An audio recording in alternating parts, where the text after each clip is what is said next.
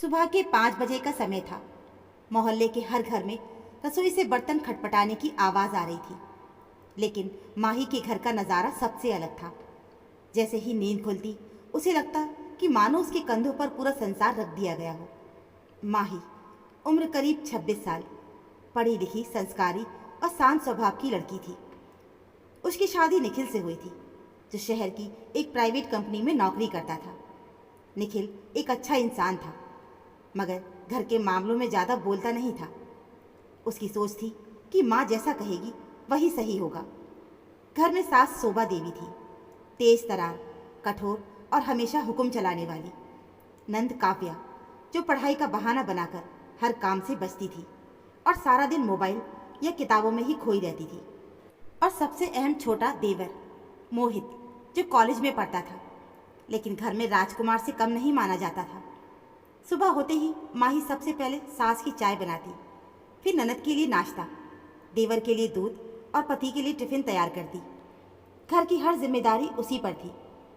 माही का जीवन धीरे धीरे बदल गया था।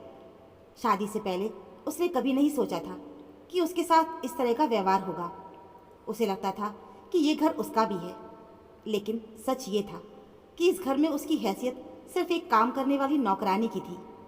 सास अक्सर ताने मारती कि आजकल की बहुएं बस सजने संवरने आई हैं, काम करने का उनका बिल्कुल मन नहीं है। नंद भी कह देती, भाभी जरा कमरे की सफाई कर दो, मुझे पढ़ाई करनी है।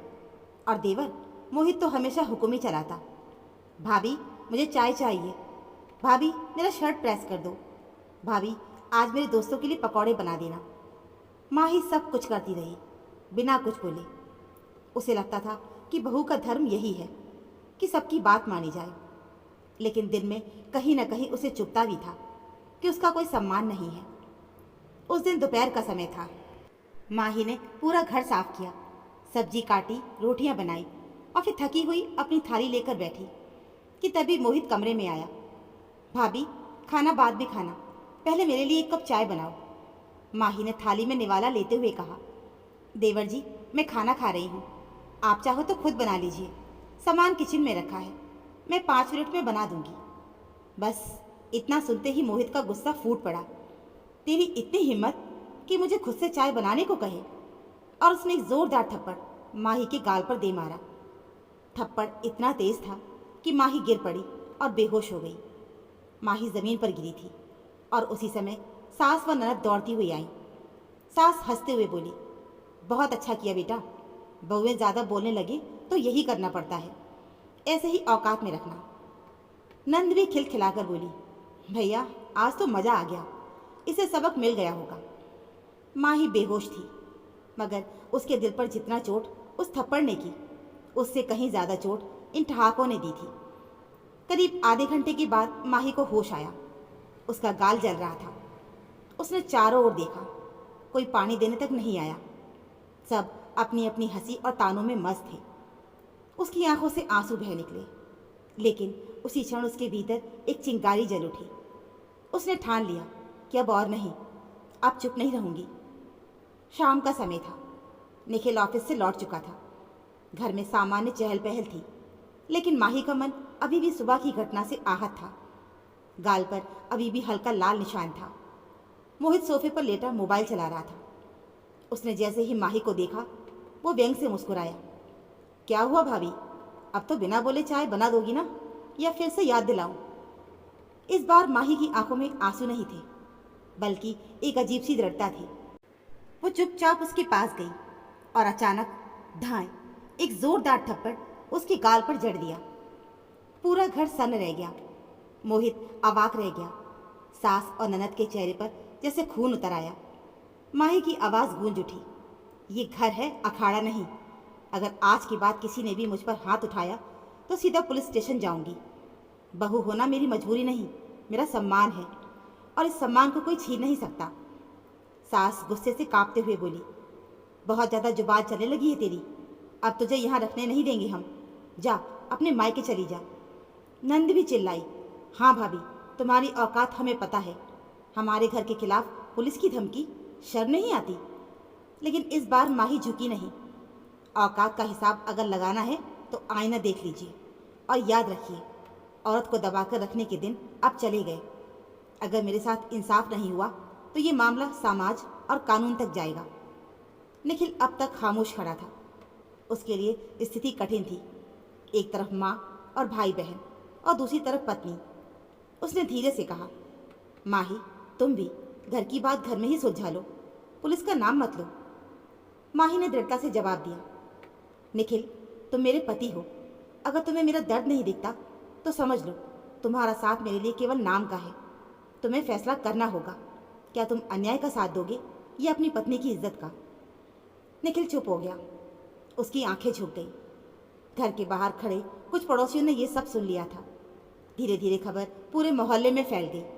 लोग बातें करने लगे, माही बहुत सीधी थी, लेकिन देखो अब हिम्मत दिखा रही है। देवर ने थप्पड़ मारा और बहू ने पलटवार किया। सही किया। सास और ननद को अब अपनी इज्जत जाते हुए दिखाई देने लगी। वे पड़ोसियों की फुसफुसाहट से और ज़्यादा भड़क गई। रात को जब सब सो गए, माही ने अकेले बैठकर लंबा सोच विचार किया। उसे पता था कि ये लड़ाई आसान नहीं होगी, लेकिन अब वो पीछे हटने वाली नहीं थी। उसने तय किया कि अगर निखिल उसका साथ देगा तो वो इस घर को सुधार लेगी, अगर नहीं तो वो कानूनी कदम ज़रूर उठाएगी।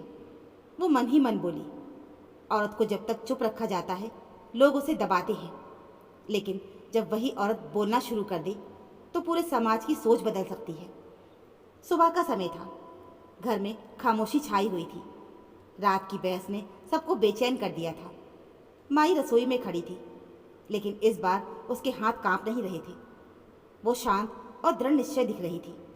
मोहित अब भी गुस्से से तमतमाया हुआ था।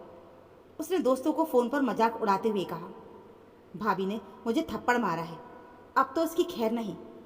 सास और ननद लगातार माही को ताने दे रही थी। बहुएं आजकल सिर चढ़ी हुई हैं, अब तो हमें भी डराने लगी है। लेकिन माही ने मन ही मन तय कर लिया था कि वो डरने वाली नहीं है। दोपहर को जब पति ऑफिस चला गया तो माही सीधे थाने पहुंच गई। थानेदार ने उसकी आपबीती सुनी। माही ने चेहरे पर थप्पड़ के निशान दिखाए और कहा कि ये सिर्फ एक थप्पड़ नहीं था, ये मेरे आत्मसम्मान पर वार था। मैं चाहती हूँ कि इस पर कानूनी कार्रवाई हो। थानेदार ने उसकी बात गंभीरता से सुनी और लिखित शिकायत दर्ज कर ली। उसने वादा किया, चिंता मत करो बहन, तुम्हारे साथ न्याय ज़रूर होगा। ये खबर घर तक पहुंची तो सास और ननद के होश उड़ गए। शोभा देवी जोर से चिल्लाई, हमारी बहू ने हमें थाने तक पहुंचा दिया, मोहल्ले में हमारी नाक कट गई। शाम को जब निखिल घर लौटा तो घर में तूफान मचा हुआ था। माँ और बहन रो रो कर उसे माही के खिलाफ भड़काने लगी। तेरी पत्नी ने तो हमें पुलिस के चक्कर में ही डाल दिया, ऐसी औरत को घर में रखोगे। लेकिन इस बार निखिल ने गहरी सांस लेते हुए कहा, माँ, गलती हमारी है, माही ने सही किया। अगर मैंने उस दिन उसे रोका होता तो बात वहाँ तक नहीं आती। आप लोग सोचते हैं कि बहू की कोई इज्जत नहीं होती, लेकिन मैं अब चुप नहीं रहूँगा। माही मेरी पत्नी है और उसका सम्मान मेरा सम्मान है। सास और ननद हैरान रह गई। माही की आंखों में पहली बार राहत के आंसू थे। मोहल्ले में अब हर जगह चर्चा थी। लोग कहते, देखो माही ने हिम्मत दिखाई। अगर हर औरत ऐसे ही अन्याय के खिलाफ खड़ी हो जाए तो हालात बदल सकते हैं। कुछ औरतें भी माही से मिलने आईं और बोली, बहन, तुमने हमारे लिए भी रास्ता खोला है, हम सबको अब चुप नहीं रहना चाहिए। धीरे धीरे माही की कहानी एक मिसाल बन गई। कुछ दिन के बाद थाने से समझौते का प्रस्ताव आया। मोहित ने माही से माफ़ी मांगी। सास भी झुकी हुई बोली, बहू, हमसे गलती हुई है, हमने तेरा दर्द नहीं समझा था, तू हमें माफ़ कर दे। माही ने गंभीर स्वर में कहा, मैं माफ़ तो कर दूंगी, लेकिन शर्त यही है कि अब इस घर में औरत को नीचा नहीं दिखाया जाएगा, चाहे वो बहू हो या फिर बेटी। घर में पहली बार बराबरी की हवा चली। ननद भी धीरे धीरे माही के काम में हाथ बटाने लगी। सास का रवैया भी अब नरम हुआ था। माही अब सिर्फ घर की बहू नहीं, बल्कि उस घर की रीढ़ बन गई थी। उसने अपने आत्मसम्मान के लिए आवाज़ उठाई और जीत हासिल की। उसने खुद से कहा, औरत कभी कमज़ोर नहीं होती, कमज़ोर केवल उसकी चुप्पी होती है। जब औरत चुप्पी तोड़ देती है तो सबसे बड़ी जंजीरें भी टूट जाती हैं। दोस्तों, ये कहानी सिर्फ माही की नहीं, बल्कि हर उस औरत की है जो अपने ही घर में अपमान झेलती है और चुप रहती है। माही ने दिखा दिया कि चुप्पी टूटते ही अन्याय की जड़ें हिल जाती हैं। तो दोस्तों, हमारी आज की कहानी में बस इतना ही। उम्मीद है आपको हमारी कहानी ज़रूर पसंद आई होगी। कहानी अच्छी लगी हो तो प्लीज़ वीडियो को लाइक और चैनल को सब्सक्राइब ज़रूर कर लीजिएगा। मिलते हैं फिर एक और ऐसी नई कहानी के साथ। कहानी सुनने के लिए आप सभी का बहुत बहुत धन्यवाद।